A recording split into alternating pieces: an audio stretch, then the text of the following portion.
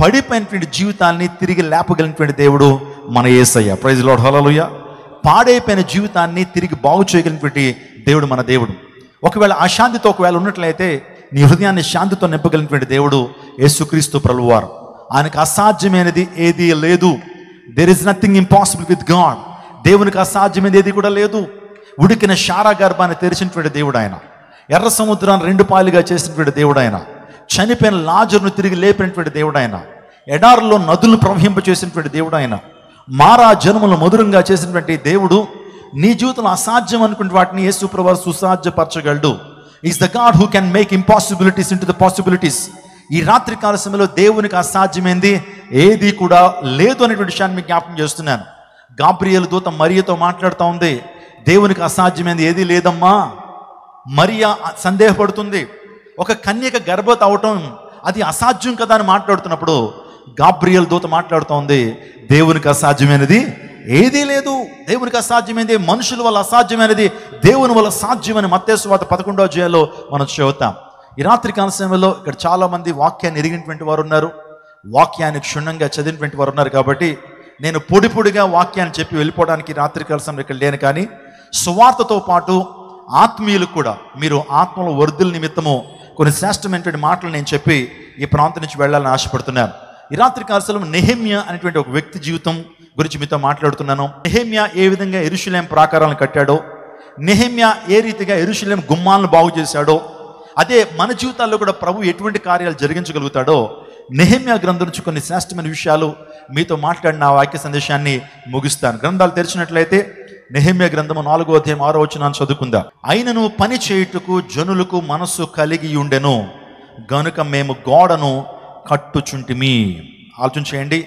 పడిపోయినటువంటి యెరూషలేము గుమ్మాలను, పడిపోయినటువంటి యెరూషలేము ప్రాకారాలని నెహెమ్యా కట్టడానికి పూనుకున్నాడు. వాస్తవానికి ఎప్పుడైతే నెహెమ్యాకి ఈ విషయం తెలిసింది, నెహెమ్యా ఎవరు పాస్టర్ గారు, నెహెమ్యా అంటే ఎవరు, అసలు చరిత్రలో ఉన్నాడా అనేటువంటి సందేహం మీకు కలగచ్చు.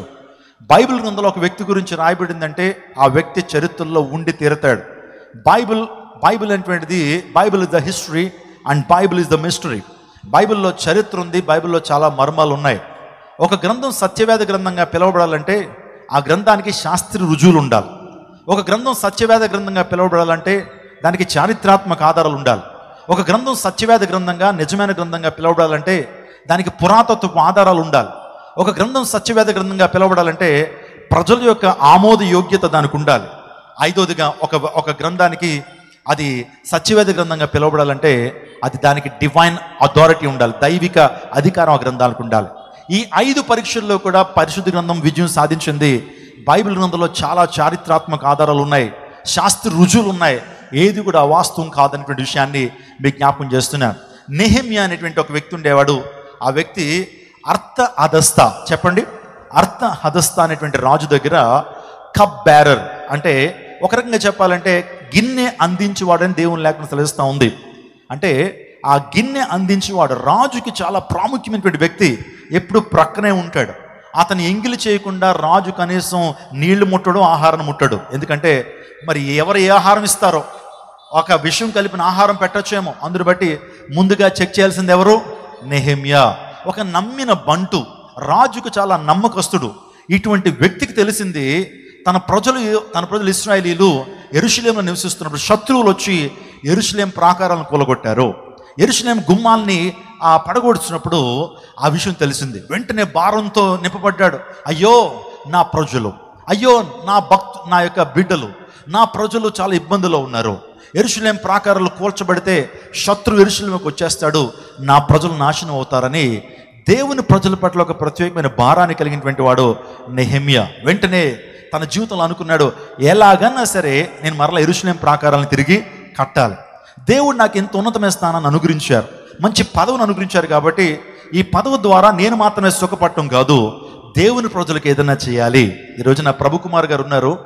ఆయన మీరందరికీ కూడా దీవెనకరంగా, ఆశీర్వాదకరంగా ఈ సభలు ఉంచడానికి కొన్ని లక్షల రూపాయలను ఖర్చు పెట్టి ఈ సభలు నిర్వహిస్తున్నారు. నేను అనుకుంటున్నాను ఆయనకి ఆ లక్షల రూపాయలు అంటే తమ బిడ్డల కోసం ఏదో ఫిక్స్డ్ డిపాజిట్లు వేసుకుంటాడు, లేకపోతే ఆస్తిని ఏమో కొనుక్కోవచ్చు. కానీ దేవుని ప్రజలకున్నటువంటి గొప్ప మనసు ఏంటంటే, నా తోటి జనము, నా తోటి పౌరులు, నా దేశ భారత పౌరులు మారాలి, మార్పు చెందాలి. దీన్నే సువార్త భారం అంటారు, దీన్నే ప్రసవ వేదన అంటారు. ఏమంటే ఈ మీటింగ్స్ పెట్టకపోతే ఎవరిని అడుగుతారా? పాస్టర్ గారు ఎందుకు పెట్టలేదు మీటింగ్స్ అని ఎవరిని అడుగుతారని ఎవరు అడగరు. కానీ ఆయనకున్న భారాన్ని బట్టి సేవకులను పిలిచి మీ అందరికీ సత్య సువార్త వినిపించాలి, దేవుని మాటలు వినిపించాలనే ఉద్దేశంతో ఈ సువార్త సభలు ఏర్పాటు చేసి దీన్నే భారము అంటారు. ఆత్మల పట్ల భారం, నశించిపోతున్న ఆత్మల పట్ల భారం. దేవుని మందిరం కట్టబడాలి, దేవుని రాజ్యం విస్తరింప చేయబడాలి, మనుషులు సత్ప్రవృత్తితో బ్రతకాలనేటువంటి ఉద్దేశంతో ఏమంటే ఇలాంటి సభలు నిర్వహించబడతా ఉన్నాయి. నెహెమ్యా కూడా ఒక మంచి అనుభవం ఏంటంటే, యెరూషలేము ప్రాకారాలు ఏం చేయబడాలి? తిరిగి కట్టబడాలి. యెరూషలేము గుమ్మాలు కాల్చేశారు, వచ్చారు శత్రువులు, మరలా యెరూషలేము గుమ్మాలు ఏం చేయబడాలి? తిరిగి నిలబెట్టబడాలి. ఒక మాట నేను చెప్పనండి, పడిపోయిన యెరూషలేము గుమ్మాలు గోడలు కట్టడానికి నెహెమ్యా పూనుకున్నాడు. ఈ రాత్రికాల సమయంలో మీ పడిపోయినటువంటి జీవితాన్ని తిరిగి కట్టడానికి యేసుక్రీస్తు ప్రభువారు ఇష్టపడుతున్నారు. గట్టిగా చప్పట్లు కొట్టండి.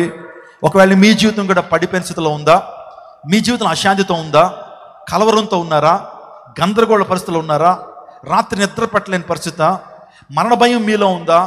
ఆర్థికపరమైన ఇబ్బందుల, అనారోగ్యాల, నిందలు, అవమానాలతో మీరు అనుదినము కూడా ఎంతగానో బాధపడుతున్నారా? ఒకప్పుడు బాగా జీవించేవాళ్ళం, కానీ ఇప్పుడు మా జీవితాలు పడిపోయినాయండి, మా ఆత్మీయ జీవితం పడిపోయింది, మా యొక్క ఆస్తి, మా యొక్క అంతస్తు అంతా, హోదా అంతా పోయింది. పడిపోయిన స్థితిలో ఒకవేళ ఉన్నట్లయితే మీ బలిపీఠాలను బాగు చేయగలిగినటువంటి వాడు, మీ జీవితంలో పడిపోయిన స్థితిలో ఉన్నటువంటి వ్యక్తుల్ని లేవనెత్తడానికి యేసుక్రీస్తు ప్రభువారు ఈ లోకానికి వచ్చారు. హల్లెలూయా. యేసు ప్రభువారు ఎందుకు ఈ లోకానికి వచ్చారంటే, నశించిన దాన్ని వెతికి రక్షించడానికి యేసు ప్రభువారు ఈ లోకానికి వచ్చారు. Jesus Christ did not come to this world to establish any religion, but he came to this world to change human hearts. ఈరోజు యేసు ప్రభువారు ఒక కులాన్ని స్థాపించడానికి, మతాన్ని విడగొట్టడానికి ఈ లోకానికి ఆయన రాలేదు. ఈ లోకానికి ఆయనకు వచ్చింది ఎందుకంటే, పడిపోయిన మానవుని తిరిగి లేపడానికి, పాడైపోయినటువంటి మానవ జీవితాన్ని తిరిగి బాగు చేయడానికి యేసుక్రీస్తు ప్రభువు ఈ లోకానికి వచ్చారు. చాలామంది అనుకుంటారు యేసు ప్రభువారు తక్కువ కులస్తుల దేవుడని, యేసుక్రీస్తు ప్రభు విదేశీయుల దేవుడని, యేసుక్రీస్తు ప్రభు ఒక సాంఘిక సంస్కర్తని చాలామంది అనుకుంటారు. యేసుక్రీస్తు ప్రభువారు ఆయన తక్కువ కులస్తులకు మాత్రమే దేవుడు కాదు, ఆయన అందరికీ ప్రభువు. యేసుక్రీస్తు ప్రభువారు ఈ లోకానికి వచ్చి నేను ఈ లోకానికి వెలుగునని చెప్పాడు. అంతేనే కానీ భారతదేశానికి వెలుగునని చెప్పాడా? లేకపోతే ఇజ్రాయెల్ దేశానికి వెలుగునని చెప్పాడా? లేకపోతే అమెరికాకి మాత్రం వెలుగునని చెప్పాడా? నేను ఈ లోకానికి వెలుగు, I'm the light of this world. ఆయన ఎప్పుడు ఏది మాట్లాడినా సరే, నేను లోకానికి వెలుగునై ఉన్నాను, నేను లోకానికి ఉప్పై ఉన్నాను, నేనే మార్గమును సత్యమును జీవమునని అందరినీ ఉద్దేశించి ఆయన మాట్లాడాడు. దేవుడు అనుకున్నట్లుగా నువ్వు ఒక ప్రాంతానికి పరిమితంగా ఉండడు. దేవుడు అనేవాడు విశ్వవ్యాప్తకంగా ఉంటాడు. ఒక సూర్యుడు ఏ విధంగా ఈ భూమికి ఆయన వెలుగునిస్తున్నాడో, దేవుడు అనేటువంటి వాడు ఒక్కడే ఈ లోకానికి వెలుగునిస్తాడు. దేవుడు అనే మాటకు అర్థం ఏంటంటే, దివ్యతి ఇతిహ దేవః అన్నారు. దేవుడు అనే మాటకు ప్రకాశించువాడు అని అర్థం. దివ్యతి ఇతిహ దేవః. యేసుక్రీస్తు ప్రభువారు ప్రకాశించేటువంటి వాడు, ఈ లోకానికి వెలుగును అనుగ్రహించేటువంటి దేవుడు. యేసుక్రీస్తు ప్రభువారు విదేశీయుల దేవుడు కాదు అనేటువంటి విషయాన్ని మరొకసారి జ్ఞాపకం చేస్తున్నాను. దేవుని లేఖనం చెప్తుంది, యేసుక్రీస్తు ప్రభువారికి అధికారం ఉంది. Is the God who is having authority over everything. సమస్తం మీద కూడా ఆయనకు అధికారం ఉంది. మీరు పరిశుద్ధ గ్రంథాలు జాగ్రత్తగా చదివితే రోమాపత్రిక 9:5 ఈయన సర్వాధికారముడు దేవుడై ఉండి నిరంతరము స్తోత్రార్హుడై ఉన్నాడు, సర్వం మీద అధికారం ఉంది. ఇక్కడ చాలామంది పోలీసు వారు మనకు తెలుసు, ట్రాఫిక్ ఎస్ఐలు మనం చూస్తుంటాం. మనకు లేనిది వారికి ఉన్నది ఏంటంటే, వారికి అధికారం ఉంటుంది, మనకు అధికారం ఉండదు. ఒక పోలీస్ ఆఫీసర్ ఒక వ్యక్తిని ఎక్కడైనా నిలబెట్టచ్చు. ఎక్కడికి వెళ్తున్నావు, నీ ఆర్సీ తీ, నీ లైసెన్స్ తీ అని అడగచ్చు. అదే మనం అడిగాం అనుకోండి, ఏ అధికారంతో ఈ ప్రశ్నను అడుగుతూ ఉంటారు వాళ్ళు, అంతే కదండి. పోలీసు వారి అధికారం ఉంది కాబట్టి, ప్రభుత్వం ద్వారా వారికి ఇవ్వబడినటువంటి అధికారాన్ని బట్టి వారు మమ్మల్ని క్వశ్చన్ చేయగలుగుతారు. అదే రీతిగా యేసుక్రీస్తు ప్రభు వారికి సృష్టి మీద అనేక అధికారం ఉంది, సర్వం మీద అధికారం ఉంది. యేసయ్య కంట పాపాలు క్షమించడానికి అధికారం ఉందని దేవుని లేఖనం సెలవిస్తూ ఉంది. యేసుక్రీస్తు ప్రభు వారికి సృష్టి మీద అనేక అధికారం ఉంది. యేసుక్రీస్తు ప్రభు వారికి తన ప్రాణాన్ని పెట్టడానికి, తనకి తిరిగి తీసుకోవడానికి అధికారం ఉంది. యేసుక్రీస్తు ప్రభు వారికి ఆయనకి తీర్పు తీర్చడానికి అధికారం ఉందని దేవుని లేఖనాలు సెలవిస్తూ ఉన్నాయి. యేసు ప్రభు వారు అధికారం ఉన్నటువంటి దేవుడు ఆయన. యేసు ప్రభు వారు పరిశుద్ధుడు. హల్లెలూయా. నాలో పాపం ఉందని మీరు ఎవరు స్థాపించగలరని చెప్పిన వాడు యేసుక్రీస్తు ప్రభువారు. Can anyone establish a guilty of sin in me? నాలో పాపం ఉందని ఎవరు స్థాపించగలరు అని చెప్పిన వాడు యేసు ప్రభువారు. పాపము అంటే అర్థం ఏంటంటే, మన పూర్వీకులు చెబుతుంటారు, పాపం అంటే కామ క్రోధ లోభ మోహము మాశ్చర్య. అంటే కామము, క్రోధము, లోభము, మోహము, మదము, మాశ్చర్యం. వీటిని అరిషడ్ వర్గాలు అంటారు, చెడ్డ గుణాలు అంటారు. మనలో ఉంటాయండి. మానవుల్లో ఈ ఆరు దుర్లక్షణాలు ఉంటాయి. దేవునిలో ఇవి ఉంటే కనుక ఆయన దేవుడు కాబడ్డంట. ఈ యొక్క 6 లక్షణాలు దేవునిలో ఉండటానికి వీల్లేదు. ఆయన వాటిని జయించి ఉండాలి, అరిషడ్ వర్గాల్ని జయించి ఉండాలి. అప్పుడు ఆయన పరిశుద్ధుడిగా పిలువబడతాడు. యేసు ప్రభు వారిలో ఈ 6 లేవనేటువంటి విషయాన్ని మీకు జ్ఞాపకం చేస్తున్నాను. బైబిల్లో ఎక్కడా కూడా ఆయన పాపం చేసినట్లుగా, మరొకరి చేత పాపం చేయించినట్లుగా, అబద్ధం ఆడించినట్లుగా మనం చూడం. యేసు ప్రభు వారు పరిశుద్ధుడు. అందరు బట్టి హెబ్రీ గ్రంథకర్త చెప్తున్నాడు 7:26లో, ఆయన పవిత్రుడు, నిర్దోషి, నిష్కల్మషుడు, పాపుల్లో చేరక ప్రత్యేకమైన వాడు, ఆయన ఇట్టి ప్రధాన యాజకుడు మనకు సరిపోయిన వాడు. యేసు ప్రభు వారు ఆయన అధికారం కలిగిన దేవుడు మాత్రమే కాదు, ఆయన వెలుగైనటువంటి దేవుడు మాత్రమే కాదు, ఆయన పరిశుద్ధుడు. హల్లెలూయా. ఆయన పరిశుద్ధుడు. అందరు బట్టే ఈ గ్రంథానికి ఏమని పేరు? పరిశుద్ధ గ్రంథం. ఎందుకు ఈ గ్రంథానికి పరిశుద్ధ గ్రంథం అని పేరు వచ్చింది? ఈ గ్రంథంలో ఉన్నటువంటి దేవుడు పరిశుద్ధుడు కాబట్టి ఈ గ్రంథానికి పరిశుద్ధుడు అనేటువంటి పేరు వచ్చింది. నా ప్రియదేవుడు, నాకు మా దేవుని లేకుండా చెప్తా ఉంది, యేసు ప్రభు ఎందుకు ఈ లోకానికి వచ్చారంటే మొదటి కారణము, యేసుక్రీస్తు ప్రభు వారు నశించిన దాన్ని వెతికి రక్షించడానికి ప్రభు యేసు ప్రభు ఈ లోకానికి వచ్చారు. రెండోదిగా పాపానికి ప్రాయశ్చిత్తం చేయడానికి యేసు ప్రభు ఈ లోకానికి వచ్చారు. దీన్నే అటాన్మెంట్ ఫర్ సిన్, అంటే పాపానికి ప్రాయశ్చిత్తం చేయడానికి యేసు ప్రభు ఈ లోకానికి వచ్చారు. మూడోదిగా ఆయన ధర్మశాస్త్రాన్ని నెరవేర్చడానికి ఈ లోకానికి వచ్చాడు. ధర్మశాస్త్రం నెరవేర్చిన ఫుల్ఫిల్మెంట్ ఆఫ్ గాడ్స్ లా. ఏ దేవుడైతే ధర్మశాస్త్రాన్ని ఇచ్చాడో ఏ ఒక్కరు నెరవేర్చలేకపోయారు దాన్ని, కానీ ధర్మశాస్త్రాన్ని నెరవేర్చి దాన్ని కొట్టివేసినటువంటి వాడు ప్రభు యేసుక్రీస్తు ప్రభు వారు. అంత మాత్రమే కాదు, దేవుని ప్రేమను చేతల్లో చూపించడానికి ఈ లోకానికి వచ్చాడు యేసుక్రీస్తు ప్రభు వారు. Demonstration for God's love, to demonstrate the God's love. దేవుని ప్రేమ ఎలా ఉంటుంది అని చెప్పడానికి యేసు ప్రభు వారు ఈ లోకానికి వచ్చారు. ఇంకా చెప్పాలంటే రక్షణ, నిత్య జీవం ఇవ్వడానికి యేసు ప్రభు వారు ఈ లోకానికి వచ్చారు. చాలా విషయాలు ఈ రాత్రి కాలంలో మీతో మాట్లాడచ్చు. ఇంకొకటి ఏంటంటే దేవునితో సమాధానపరచడానికి, మనందరినీ కూడా తండ్రితో సమాధానపరచడానికి, దీన్నే రికన్సిలేషన్ విత్ గాడ్ అంటారు. దేవునితో సమాధానపరచడానికి యేసు ప్రభు వారు ఈ లోకానికి వచ్చారు. నా ప్రియ దేవునాగమా, నెహెమ్యా గురించి కొన్ని విషయాలు మీతో మాట్లాడిన తర్వాత, మన జీవితంలో పాడైపోయిన జీవితాలు తిరిగి కట్టబడాలి అంటే, పడిపోయినటువంటి జీవితాలు మరి తిరిగి కట్టబడాలంటే ఏం చేయాలో నేను ఒక 5 విషయాలు చెప్పి నా సందేశాన్ని ముగిస్తాం. ఒకసారి చరిత్రలోకి వెళ్దాం. యెరూషలేం అనేది చరిత్రలో ఉందా? ఇజ్రాయెల్ దేశం అనే చరిత్రలో ఉందంటే చాలా పురాతనమైనటువంటి చరిత్ర ఇజ్రాయెల్ దేశానికి ఉంది. సుమారుగా 4800 సంవత్సరాల చరిత్ర యెరూషలేంకి ఉంది. యెరూషలేం అనేది అత్యంత పురాతనమైనటువంటి పట్టణం అని దేవుని లేఖనం తెలుస్తూ ఉంది. ఒక పట్టణం ఉందంటే దానికి ప్రాకారాలు ఉంటాయి ఉండవా? పూర్వ దినాల్లో ప్రతి పట్టణానికి ప్రాకారాలు ఉండేవి. ఆ ప్రాకారాల మీద కొంతమంది బురుజులు వేసుకుని కావలి వారు దాని మీద కావలి కాస్తుండేటువంటి వారు. యెరూషలేం ప్రాకారాలు సుమారుగా యెరూషలేం ప్రాకారంలో ఆ ప్రాకారం మీద 34 బురుజులు ఉన్నాయట. 34 బురుజులు ఉన్నాయి. అంటే టవర్స్, అక్కడక్కడ టవర్స్ ఉంటుండే. ఆ టవర్స్ మీద కొంతమంది వాచ్మెన్ ఏం చేస్తుండేవారంటే శత్రువులు ఎక్కడి నుంచి వస్తున్నారేమని చెప్పి చూస్తుండేటువంటి వారు.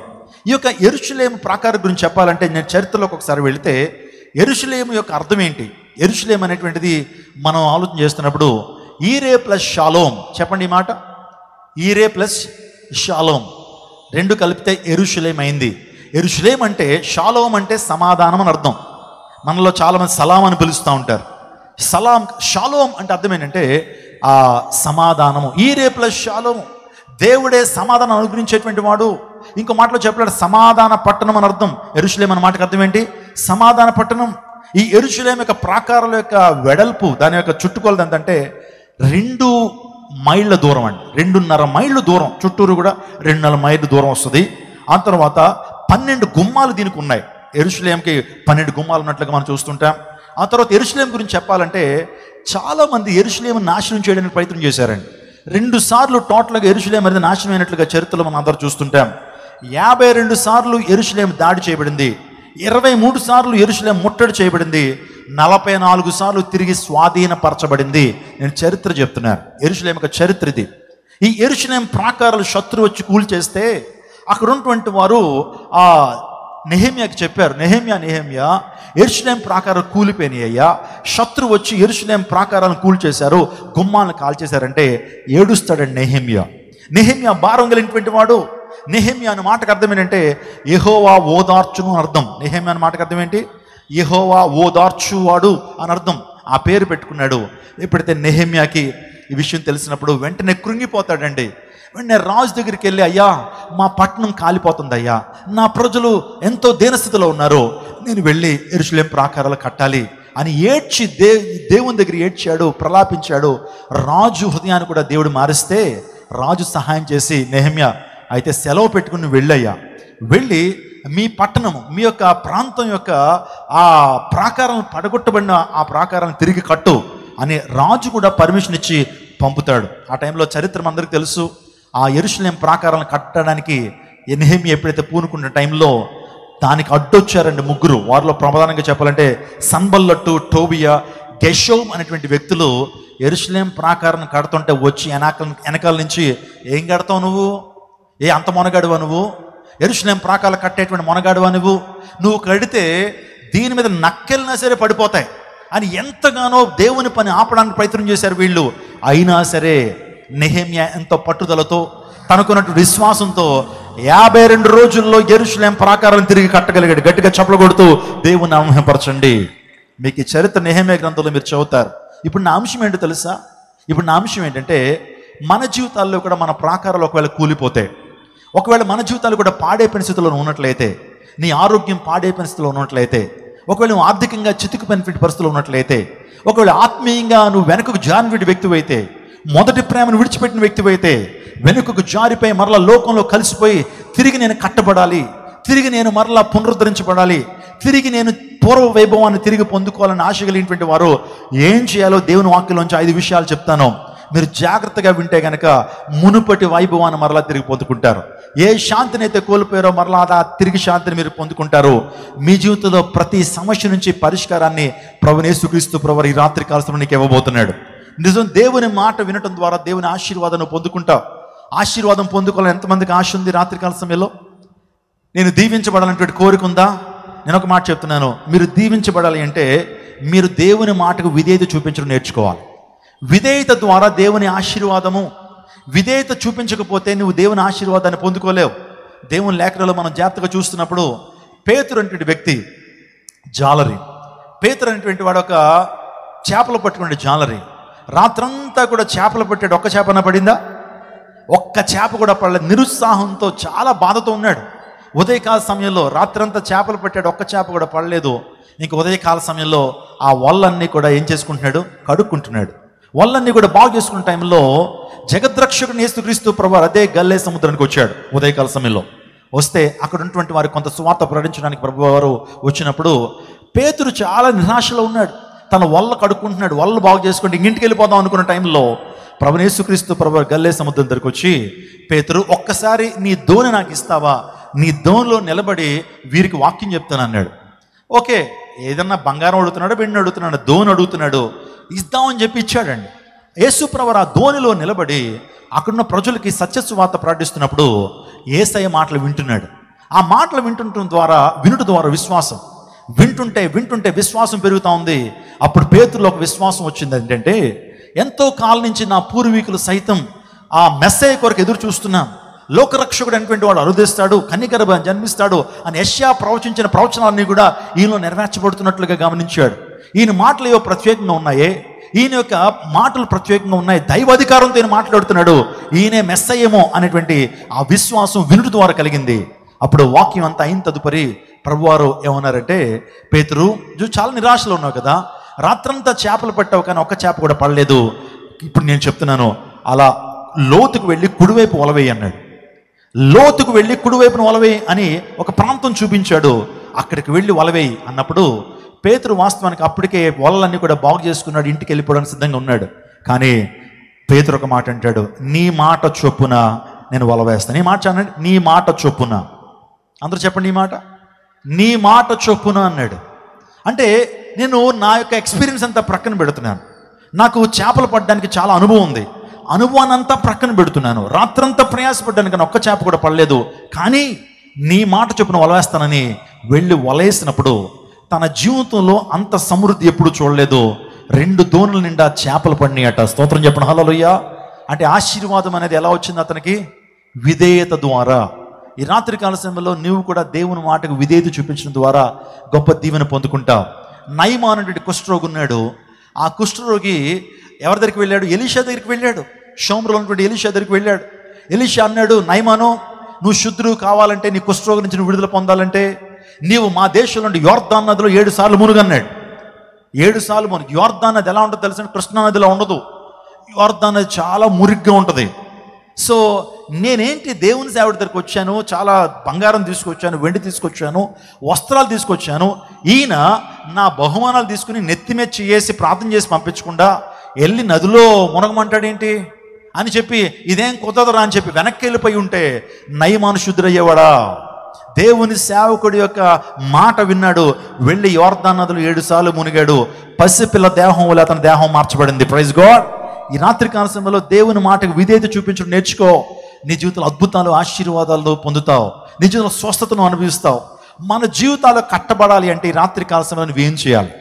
నీ జీవితము మెరుగుపరచబడాలంటే, నీ వ్యాపారంలో అభివృద్ధి నువ్వు పొందాలంటే, నిజమైన శాంతిని, ఆనందాన్ని అనుభవించాలంటే, నీ జీవితంలో పాపక్షమాపణ పొందుకోవాలంటే, నీ జీవితంలో పున్నామి నరకం నుంచి తప్పించుకుని నిత్య జీవానికి వారసుడు అవ్వాలంటే ఏం చేయాలి? నెహెమ్యా ఏం చేశాడు? 52 రోజుల్లో ఆ యొక్క గోడను తిరిగి కట్టగలిగాడంటే, 52 రోజుల్లో ప్రాకారాన్ని నిలబెట్టగలిగాడంటే అతనిలో ఎంత పోరాట పట్టిమ ఉంది, ఎంత ప్రార్థన అనుభవం ఉంది. ఈరోజు మరలా నీ జీవితం అనే ప్రాకారాలు తిరిగి కట్టబడాలని కోరుకుంటే నేను 5 విషయాలు చెప్తాను దేవుని సేవకుడిగా. ఈ 5 కార్యాలు నువ్వు చేస్తే పడిపోయిన ప్రాకారాలు తిరిగి కట్టబడతాయి, పాడైపోయిన జీవితాలు తిరిగి బాగుపరచబడతాయి. ఒకవేళ నీ జీవితం శిథిలాస్థితికి వెళ్ళిపోయిందేమో, ఎవరికి ఉపయోగకరంగా నువ్వు లేవేమో, కానీ ఉపయోగకరమైనటువంటి పాత్రగా నువ్వు మారాలి అంటే ఈ రాత్రి కాలంలో దేవుని వాక్యం నుంచి నెహెమ్యా చేసినటువంటి 5 ప్రాముఖ్యమైనటువంటి సత్యాలు నేను చెప్పి మీ అందరి కోసం ప్రత్యేకంగా నేను ప్రార్థన చేస్తాను. మీ జీవితాలు తిరిగి కట్టబడాలంటే ఇక్కడ నెహెమ్యా చేసింది ఏంటంటే, మొదటగా ప్రార్థన చేశాడు. సమస్య రాగానే యెరూషలేము ప్రాకారాలు కూలగొట్టబడ్డాయి, యెరూషలేము ప్రాకారాలు కూలిపోయినాయి, ఆ గుమ్మాలు కాలిపోయిన ఎప్పుడైతే సమాచారం రాగానే ఈ యొక్క నెహెమ్యా ఏం చేశాడో ఒకసారి చూద్దాం. నెహెమ్యా గ్రంథం 1:4 యెరూషలేము ప్రాకారాలు కూలిపోయిన ఎప్పుడైతే తెలియగానే ఆ మాట విన్నప్పుడు కూర్చుండి ఏడ్చాడట, ప్రలాపించాడట, దుఃఖముతో ఉపవాసం ఉన్నాడట. దేవుని సన్నిధిలో విజ్ఞాపనము చేసెత్తిని అనేటువంటి మాట మనం చూస్తున్నాం. ఎప్పుడైతే ప్రార్థన చేశాడండి, మీ జీవితాల్లో కూడా ప్రార్థన చేయటం ఎంతైనా ఆవశ్యకము. సమస్యలో ఉన్నప్పుడు మీరు ప్రార్థన చేయాలి, రక్షణ పొందటానికి నువ్వు ప్రార్థన చేయాలి. ఈరోజు భగవంతుడైనటువంటి ఆ దేవుడు నీ ప్రార్థనకు జవాబునిచ్చేటువంటి దేవుడు. ద ప్రేయర్ ఆన్సరింగ్ గాడ్ అని పిలుస్తాం. యేసుక్రీస్తు ప్రభువారు అనేక మంది చేస్తున్న ప్రార్థనకు జవాబునిచ్చేటువంటి దేవుడు. మన దేవుడు ప్రార్థన ఆలకించువాడు. స్తోత్రం చెప్పండి. ప్రార్థన ఆలకించువాడా సర్వశరీరులు నీ యొద్దకు వచ్చిదారని దేవుని లేఖనం సెలవిస్తూ ఉంది. ప్రార్థన, ఈరోజు ప్రార్థన చేసేటువంటి వారు సమస్యల నుంచి పరిష్కారం పొందుతారు. ప్రార్థన పరిస్థితులను మారుస్తుంది. ప్రార్థన నీ సమస్యలపై విజయాన్ని ఇస్తుంది. ప్రార్థన అంటే ఏంటి? దేవునితో మాట్లాడుట, దేవునితో సంభాషించుట. నేను కొన్ని నిర్వచనాలు ఇస్తాను. ప్రార్థన అంటే the prayer is nothing but A communication and communion with God. దేవునితో సంభాషణ, దేవునితో సహవాసం. ప్రార్థన అంటే ఏంటి? దేవుని అడగటం మాత్రమే ప్రార్థన కాదు, దేవునితో సహవాసం చేయడం ప్రార్థన. ప్రార్థన అంటే దేవుని చిత్తాన్ని ఎరుగుట. ప్రార్థన అంటే దేవుని చిత్తాన్ని తెలుసుకొనుట. ప్రార్థన అంటే ఇంకా చాలా విషయాలు మీతో మాట్లాడచ్చు. ప్రార్థన అంటే దేవుని భారాన్ని పంచుకొనుట. ఏంటి? దేవుని యొక్క భారాన్ని పంచుకొనుట. ప్రార్థన అంటే దేవుని సింహాసనాన్ని కదిలించుట. ప్రార్థన అంటే దేవుని అధికారాన్ని వినియోగించుట. స్తోత్రం చెప్పండి. ప్రార్థన అంటే మనకు ఒకటే తెలిసింది, దేవుని అడగటం. దేవుని అధికారాన్ని వినియోగించుట ప్రార్థన. దేవుని సింహాసనాన్ని కదిలించడం ప్రార్థన. దేవునితో పని చేయించడం ప్రార్థన. దేవుని భారాన్ని పంచుకున్నట్టు ప్రార్థన. ప్రార్థన అంటే దేవుని చిత్తాన్ని ఎరుగుట. ప్రార్థన అంటే దేవునితో సంభాషించుట. ప్రార్థన అంటే దేవునితో సహవాసం చేయుట. ప్రార్థన పరిస్థితులను ఏం చేస్తుంది? మారుస్తుంది. నువ్వు ప్రార్థన చేస్తున్నప్పుడు హృదయపు అంతర్భాగాల్లోంచి రావాలి, పెదవులతో కాదు. ప్రార్థన ఎవరైతే చేస్తారో వారి జీవితంలో గొప్ప దీవెన, ఆశీర్వాదం పొందుతారు. ప్రార్థన ద్వారా రక్షణ పొందుతాడు ఒక మనిషి. స్తోత్రం చెప్పండి. హల్లెలూయా. ఈరోజు నెహెమ్యా తన జీవితంలో సక్సెస్ సాధించడానికి, విజయాన్ని పొందుకోవడానికి ప్రార్థన చేశాడు. ఈరోజు మనం కూడా ప్రార్థన చేసేటువంటి వారుగా ఉండాలి. ఈరోజు ప్రార్థన ఎంత శక్తివంతమైంది. ఒక దేవుని సేవకుడు యాన్ బౌండ్స్ అనేటువంటి దేవుని సేవకుడు అన్నాడు, ప్రేయర్ చేంజెస్ థింగ్స్. ప్రార్థన పరిస్థితులను ఏం చేస్తుంది? మార్చుతుంది. ప్రార్థన పరిస్థితుల్ని మారుస్తుంది. మనం జాగ్రత్తగా ఆదికాండం నుంచి అనేక ప్రార్థనలు మనం చూస్తుంటాం. మోషే ప్రార్థన చేస్తున్నప్పుడు, దేవుడు మోషే ప్రార్థన చేస్తున్నప్పుడు ఎర్ర సముద్రం 2 పాయలుగా దేవుడు మార్చాడు. ఎర్ర సముద్రం 2 పాయలు అయిపోయింది. చూడండి, ఎర్ర సముద్రం గురించి కొన్ని విషయాలు మీతో మాట్లాడతాను. ఎర్ర సముద్రం అనేటువంటిది ఆసియా ఖండానికి ఆఫ్రికా ఖండానికి మధ్యలో ఉన్నటువంటి సముద్రం అది. ఆ సముద్రానికి ఎందుకు ఆ పేరు వచ్చిందంటే, జాగ్రత్తగా వినండి చెప్తాను. సముద్రాల్లో నాచు ఉంటుందండి. సముద్రాల్లో నాచు ఉంటుంది, సముద్ర అంతర్భాగాల్లో నాచు ఉంటుంది. కొన్ని రోజులు అయిన తర్వాత నాచు చచ్చిపోద్ది, అంటే దానికి కూడా జీవం ఉంటుంది.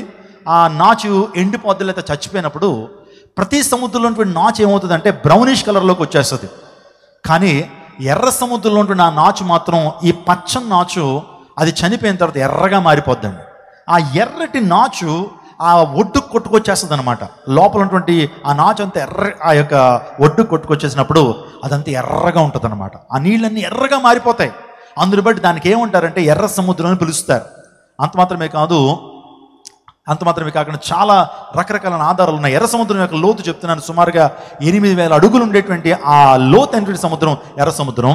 ఎప్పుడైతే మోషే ఎర్ర సముద్రం మీద తన యొక్క కర్రను చాపినప్పుడు దేవుడు ఎర్ర సముద్రం 2 పాయలుగా చేసినట్లుగా దేవుని లేఖలను మనం చూస్తుంటాం. ఇది నిజంగా జరిగిందా? చాలామంది ఎర్ర సముద్రం 2 పాయలు అయిందనేటువంటి అంశాన్ని కల్పిత కాదనుకుంటారు.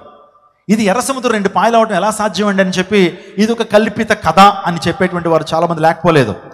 సుమారుగా 1984 సంవత్సరంలో ఒక శాస్త్రవేత్త, అతని పేరు లీనార్డ్ మోల్లర్ అనేటువంటి ఒక శాస్త్రవేత్త, ఆ సముద్రాల్లో ఆ వ్యక్తి పరిశోధనలు జరిగిస్తుంటాడు. సముద్ర అంతర్భాగాల్లో ఏముంటున్నాయని పరిశోధనలు జరిగిస్తున్నప్పుడు, ఎర్ర సముద్రంలో పరిశోధనలు జరిగిస్తున్నప్పుడు సముద్ర అంతర్భాగాల్లో కొన్ని రథచక్రాలు అతనికి దొరికినాయి. అంత మాత్రమే కాకుండా కొన్ని గుర్రాల ఎముకలు అతనికి దొరికినాయి. వాటన్నిటిని కూడా బయటికి తీసుకొచ్చి దాన్ని పరీక్షకు పంపించినప్పుడు అవి క్రీస్తుపూర్వం 1446 సంవత్సరానికి సంబంధించినవని ఆ వ్యక్తి చెప్పాడు. అంటే క్రీస్తుపూర్వం 1446 సంవత్సరం. ఈ యొక్క ఎర్ర సముద్రంలో ఎందుకు ఇన్ని రథచక్రాలు ఉన్నాయి? ఆ రథచక్రాలను తీసుకెళ్ళి కార్బన్ డేటింగ్ అనేటువంటి ఒక శాస్త్రవేత్తలకు ఇస్తారు. కాల పరీక్ష చేసినప్పుడు అవి క్రీస్తుపూర్వం 1400 సంవత్సరాల క్రితం నాటి అని వారు చెప్పారు. వెంటనే క్రీస్తుపూర్వం 1400 సంవత్సరాలు ఏం జరిగింది, ఈ చరిత్రలో అసలు ఐగుప్తులో ఏం జరిగింది, ఎర్ర సముద్రంలో ఏం జరిగింది, ఆ టైంలో ఈ పరిసర ప్రాంతాల్లో ఏం జరిగిందని ఆలోచన చేస్తే కరెక్ట్గా 1446 సంవత్సరంలో ఐగుప్తు బానిసత నుంచి ఇశ్రాయేల్ విడుదల పొందారు. ఎప్పుడు? కరెక్ట్గా 1440 సంవత్సరంలో వారు విడుదల పొందినప్పుడు వారికి ముందు అడ్డొచ్చిన సముద్రం ఏంటి? ఎర్ర సముద్రం. దేవుడు ఆ ఎర్ర సముద్రం 2 పాయలుగా చేస్తే వెనకాల వస్తున్న ఫరో సైన్యం, వెనకాల వస్తున్న ఫరో రథాలు ఎర్ర సముద్రంలో పాడి ఏమైపోయినాయి? వారు నాశనం అయితే వాటి యొక్క ఆధారాలు నేటికి కూడా ఎర్ర సముద్రంలో ఉన్నాయి. గట్టిగా చప్పలు కొడుతూ దేవుని మహిమపరచండి. నేను ముందే చెప్పాను, ఒక గ్రంథాన్ని సత్యవేద గ్రంథంగా పిలువబడాలంటే దానికి ఆర్కియలాజికల్ ఎవిడెన్సెస్ ఉండాలి, అంటే పురాతత్వ ఆధారాలు ఉండాలి. దానికి ఎర్ర సముద్రం పాయలైందనటానికి చరిత్రలో ఆధారాలు ఉన్నాయి. ఒకవేళ నేను చెప్తుంది అసత్యం అనుకుంటే కనుక మీరు గూగుల్ చేసుకోండి, లేకపోతే యూట్యూబ్లో కూడా చాలా వీడియోలు ఉన్నాయి, చాలా డాక్యుమెంటరీలు ఉన్నాయి. ఎర్ర సముద్రం 2 పాయలైందనే సత్యం వాస్తవము, అది ప్రార్థన ద్వారా జరిగింది. స్తోత్రం చెప్పండి హల్లెలూయా. దేవుడు చిన్న వాటిని ఉపయోగించుకుంటాడు. ఆయన నిజంగా దేవుడు ఏదైనా గొప్ప కార్యం జరిగించాలనుకున్నప్పుడు పెద్ద పెద్ద ఆయుధాలను ఉపయోగించుకోడు. ఆయన చిన్న కర్రను ఉపయోగించుకుని ఆయన కార్యాలు జరిగిస్తాడు. స్తోత్రం చెప్పండి హల్లెలూయా. నువ్వు అనుకుంటావు నేను ఎన్నిక లేనిటువంటి దాన్ని, నాకు చదువు సంధ్య లేదు, మా కుటుంబ నేపథ్యం సరిగ్గా లేదు, నేను చిన్న కులం నుంచి వచ్చాను, దేవుడు నన్ను వాడుకుంటాడా, దేవుడు నన్ను గణపరుస్తాడా, నా జీవితాన్ని దేవుడు బాగుపరుస్తాడు అనేటువంటి ఆలోచన నీకు రావచ్చు. పరిశుద్ధ గ్రంథంలో మనం చూస్తున్నప్పుడు దేవుడు చిన్న వాటిని ఉపయోగించుకున్నాడండి. మోషే చేతిలో కర్రను ఉపయోగించుకుని సముద్రం 2 పాయలుగా చేశాడు. ఆ తర్వాత గిద్యోను చేతిలో కుండ, గిద్యోను చేతిలో ఉన్నటువంటి దివిటి, గిద్యోను చేతిలో ఉన్నటువంటి ఆ యొక్క ఇంకో మాటలో చెప్పాలంటే గిద్యోను చేతిలో కుండ, గిద్యోను చేతిలో ఉన్నటువంటి కాగడ, గిద్యోను చేతిలో ఉన్నటువంటి బోర ద్వారా ఏమంటే మిద్యానీలు తరమగలిగాడు. వాళ్ళు ఏ ఆయుధాలు ఉపయోగించలేదు, కానీ కుండను ఉపయోగించుకుని మిద్యానీల మీద విజయాన్ని ఇచ్చాడు. ఆ తర్వాత దావీదు జీవితం ఆలోచన చేస్తున్నప్పుడు గొలియాతును చంపడానికి చిన్న రాతిని ఉపయోగించుకున్నాడు. చిన్న రాయే, కానీ గొలియాతును ఏమండి చంపేటువంటి పరిస్థితుల్లోకి ఆ వ్యక్తిని తీసుకెళ్ళిందంటే దేవుడు చిన్న వాటిని ఉపయోగించుకుంటాడు. God always uses ordinary people to accomplish extraordinary task అన్నాడు ఒక భక్తుడు. దేవుడు ఏదైనా గొప్ప కార్యాలు జరిగించాలనుకున్నప్పుడు గొప్ప గొప్ప వారిని దేవుడు ఎంపిక చేసుకోడట, గనులను దేవుడు ఏర్పాటు చేసుకోడట, జ్ఞానవంతులను దేవుడు ఏర్పాటు చేసుకోడట, బుద్ధిహీనులను ఉపయోగించుకుని ఆయన గొప్ప శూర కార్యాలను జరిగిస్తాడు. స్తోత్రం చెప్పండి హల్లెలూయా. అందుని బట్టి ఒక దైవజనుడు భారతదేశానికి వచ్చాడండి, 17-16 శతాబ్దం. సో భారతదేశానికి వచ్చాడు ఒక గొప్ప దైవజనుడు, ఆయన పేరు విలియం కేరీ. చెప్పండి, విలియం కేరీ. ఇలాగే ఇంగ్లాండ్ దేశంలో ఒక సభ జరుగుతుంటే ఎవరు భారతదేశానికి వెళ్ళి భారతదేశానికి స్వార్థ ప్రకటిస్తారన్నప్పుడు వెనకాల నుంచి ఒక సన్నగా పేలగా ఒక యవనస్తుడున్నాడు, నేను వెళ్తాను సార్ అని చేతులు ఎడితేనట దైవజనుడట నోరు మూసుకుని కూర్చో అన్నాడట. Shut up your mouth and SIT down. నోరు మూసుకుని కూర్చో అన్నాడట. భారతదేశాన్ని దేవుడు రక్షించాలనుకుంటే వేరేవారిని ఎవరన్నా పంపిస్తాడు, కానీ నీకేం అర్హతలు ఉన్నాయని వెళ్తావు, నీకే చదువు సందులు ఉన్నాయి వెళ్తావు అన్నప్పుడు, లేదండి నాకు ఆశ కలిగింది, ఆశ గల ప్రాణం దేవుడు తృప్తిపరుస్తాడు అని చెప్పినప్పుడు ఆ వ్యక్తి భారతదేశానికి బయలుదేరాడు. ఒక ఎక్కాడు. ఎక్కిన తర్వాత అది కరెక్ట్గా బెంగాల్ అనేటువంటి దేశానికి, బెంగాల్ అనేటువంటి ప్రాంతానికి వస్తున్నప్పుడు ఆ బెంగాల్ వెళ్తున్నటువంటి వాళ్ళలోనే ఆ వ్యక్తి ఆ భాష అంతా నేర్చేసుకున్నాడండి. ఆ భాష చదవటం, ఆ భాష మాట్లాడటం, ఆ భాష రాయటం నేర్చేసుకున్నాడు. కిందకి దిగేటప్పటికి ఆ బెంగాలీ భాష మాట్లాడుతున్నాడు. ఆ ఓడ మీద భారతదేశ పటం ఇలా వేసుకుని, అయ్యా ఈ దేశాన్ని రక్షించాయని బూడిదలో భారతదేశ పటాన్ని వేసుకుని, ప్రభు ఈ దేశాన్ని రక్షించయ్యా. అప్పటికే మన భారతదేశంలో కొన్ని సాంఘిక దురాచారాలు ఉన్నాయి. సతీ సహగమైనటువంటి సాంఘిక దురాచారం, భర్త చనిపోతే భార్యను కూడా చితిలో వేసి చంపేసేటువంటి ఆ యొక్క సంస్కృతి మన భారతదేశంలో ఉంది. అది అమానుషం కదండి. భార్య బతకూడదా భర్త చచ్చిపోతే? ఆలోచన చేయండి.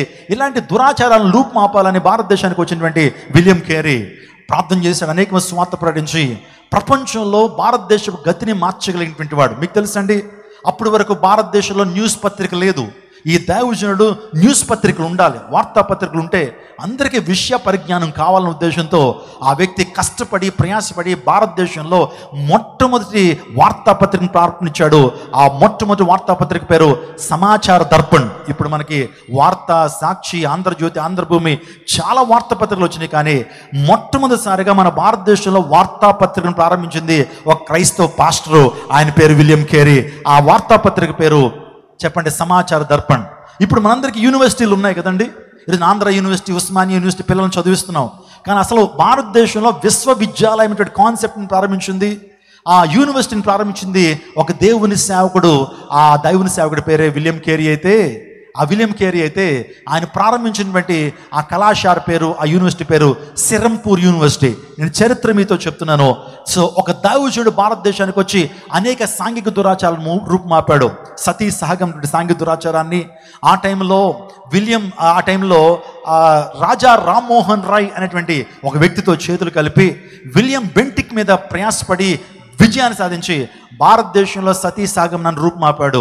అంత మాత్రమే కాదు, భారతదేశంలో ట్రైన్ని పరిచయం చేసాడు, ఈ యొక్క ఇంజన్ని తీసుకొచ్చినటువంటి వాడు, బ్యాంకింగ్ వ్యవస్థను ప్రారంభించినటువంటి వాడు, పోస్ట్ ఆఫీస్ వ్యవస్థను ప్రారంభించినటువంటి వాడు, పరిశుద్ధ గ్రంథాన్ని 32 భాషల్లో తర్జుమా చేసినటువంటి గొప్ప దేవుని సేవకుడు. చిన్నవాడండి, చెప్పులు కుట్టుకునేటువంటి వాడు. స్తోత్రం చెప్పండి హల్లెలూయా. చెప్పులు కుట్టుకునేటువంటి వాడు, తగ్గింపు స్వభావం కలిగినటువంటి వాడు దేవుడు ఉపయోగించుకున్నాడు. ప్రార్థన ద్వారా ఈ రోజున సమస్తం కూడా సాధ్యమే. ఈ ప్రపంచంలో శక్తివంతమైన ఆయుధం ఏంటి పాస్టర్ గారు అంటే కనుక ప్రార్థన. యెహోషువ ప్రార్థన చేస్తున్నప్పుడు నిజంగా ప్రార్థన అంటే దేవుని అధికారాన్ని ఉపయోగించడం అని చెప్పాను నేను.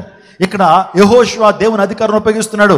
సూడాని గిబియాన్లోను, చంద్రుడాని వయ్యానులను ఆగిపోమంటే సూర్యచంద్రుడు నిలిచిపోయి ప్రార్థన ద్వారా సృష్టిలో ఒక దినం ఆగిపోయింది.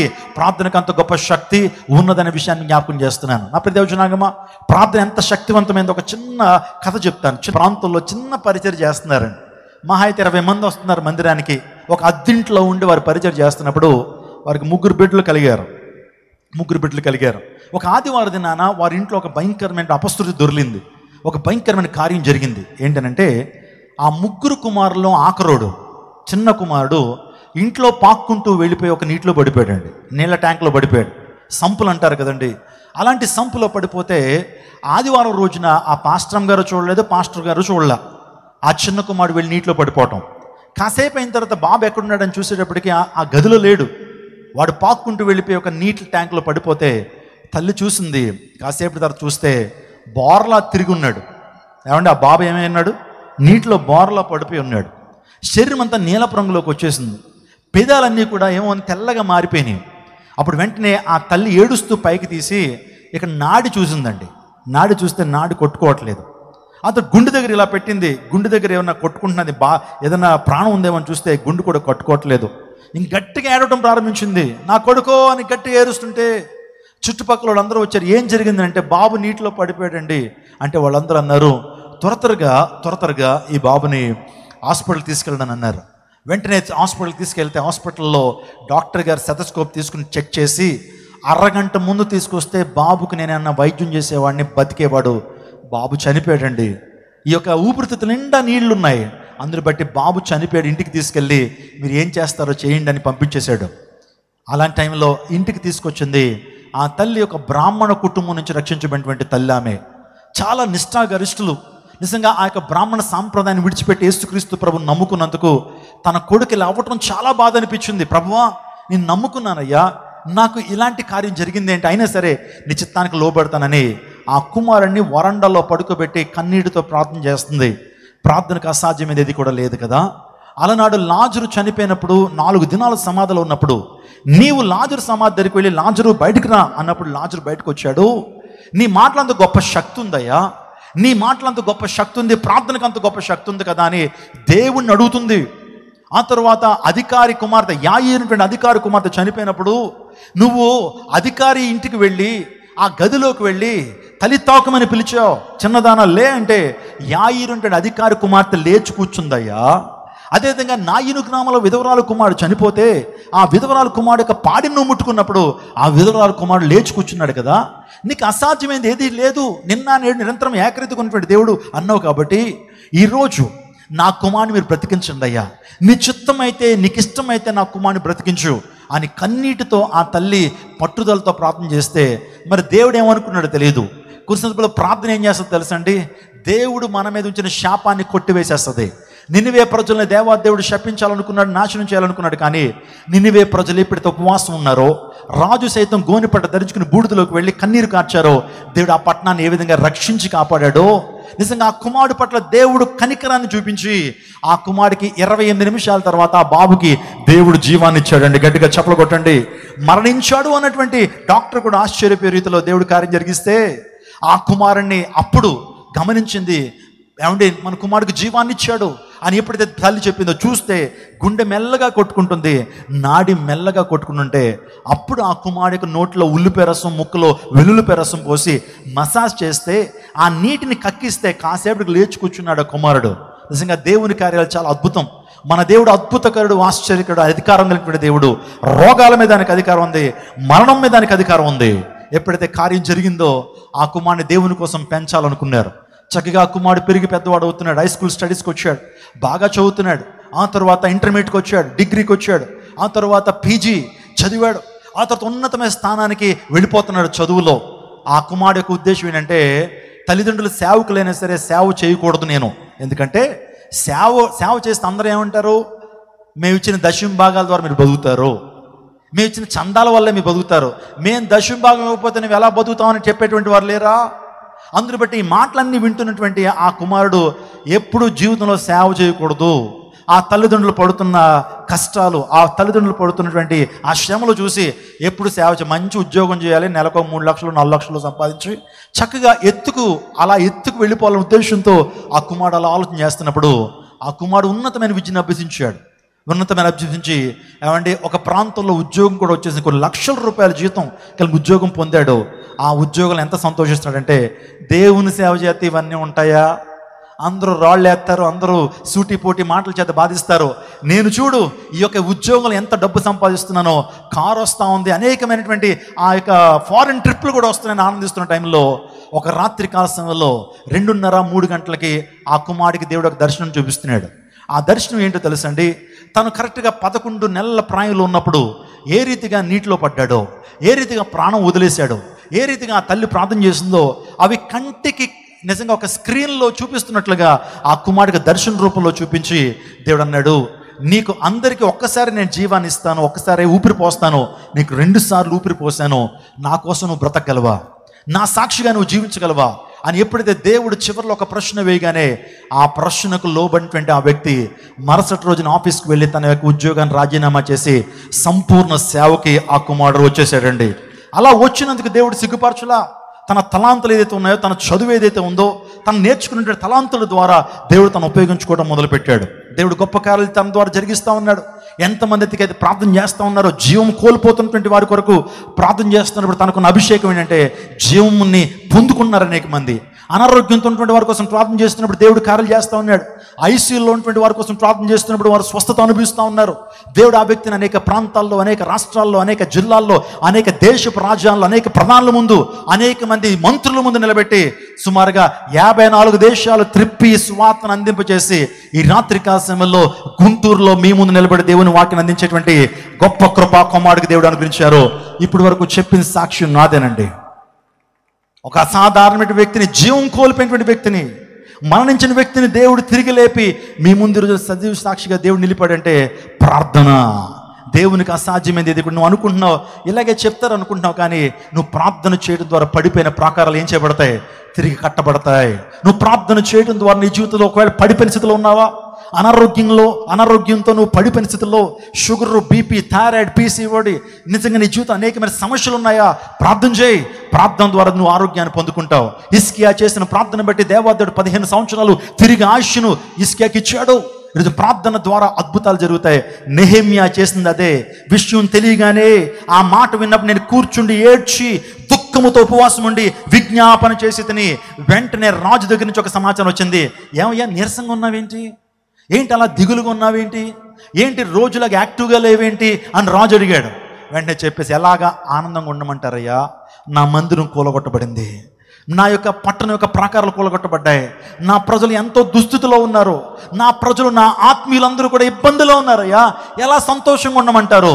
అప్పుడు వెంటనే రాజు జోక్యం చేసుకుని, నేనేం చేయాలయ్యా, what can I do for you, నీకోసం ఏం చేయాలి అన్నప్పుడు వెంటనే రాజా నీ సహాయం కావాలయ్యా, నీ సహాయం కావాలన్నప్పుడు రాజు వెంటనే పర్మిషన్తో మాత్రమే కాకుండా కొన్ని దూలాలు ఇచ్చాడట. స్తోత్రం చెప్పండి హల్లెలూయా.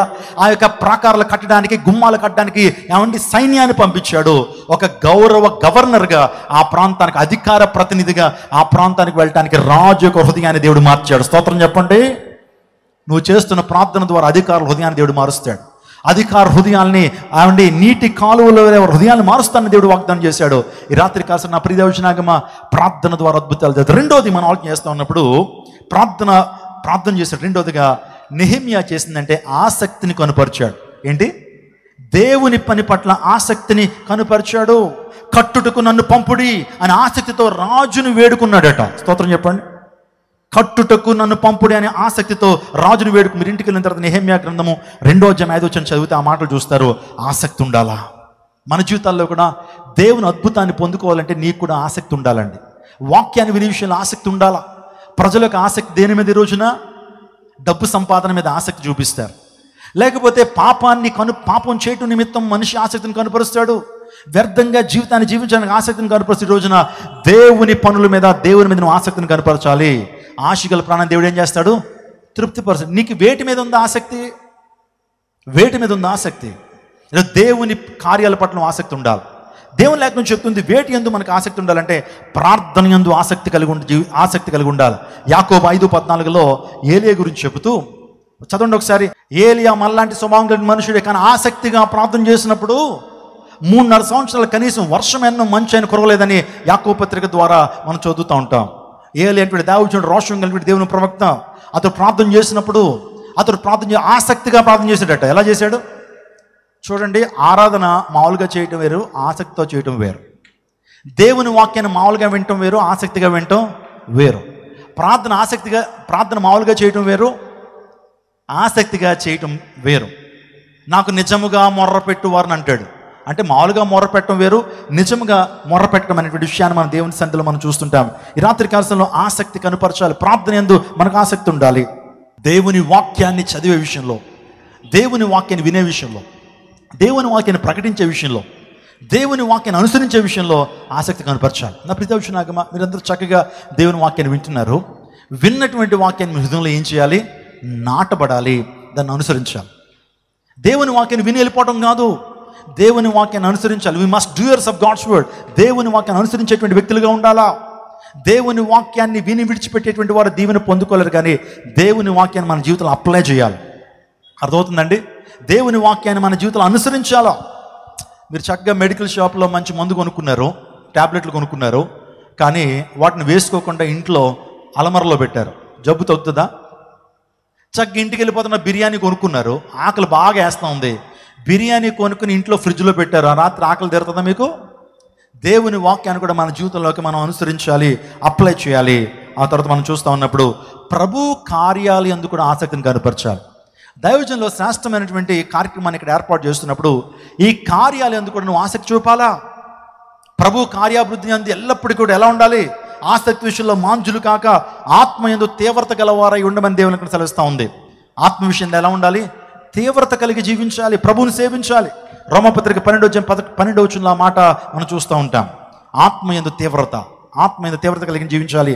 ఆసక్తి విషయంలో మాంజులు కాక. ఈరోజు క్రైస్తవ ప్రపంచంలో ఆసక్తి తగ్గిపోతుందండి. ఇలాంటి స్వార్థ సభలు పెడుతుంటే ఏం వెళ్తాంలే అని చెప్పి ఇంట్లో కూర్చుంటున్న వారు చాలా మంది ఉన్నారు. దేవుని స్వార్థ ప్రకటిద్దామని దేవుని సేవడు అంటున్నప్పుడు ఆసక్తిని కోల్పోతున్నారు సంఘం. ఈ రోజున వారి యొక్క ఫోకస్ వేరే మీదకి వెళ్ళిపోతా ఉంది.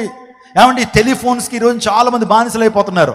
రోజుకి 8 గంటలు 10 గంటలు ఆ ఫోనే చూస్తూ జీవితాన్ని అంతా పాడు చేసుకునేవాడు చాలా మంది లేకపోలేదు.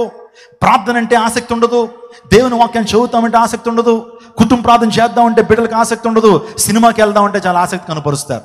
దేవుని వాక్యం వినాలంటే చాలా మందికి ఆసక్తి ఉండదండి.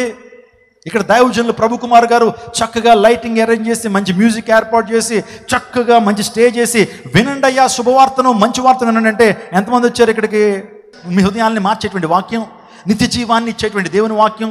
ఈ వాక్యం చెప్తుంటే చాలామంది ఆసక్తి చూపట్ల రోడ్డు మీద వెళ్ళిపోతున్నారు, అలాగే వెళ్ళిపోతున్నారు.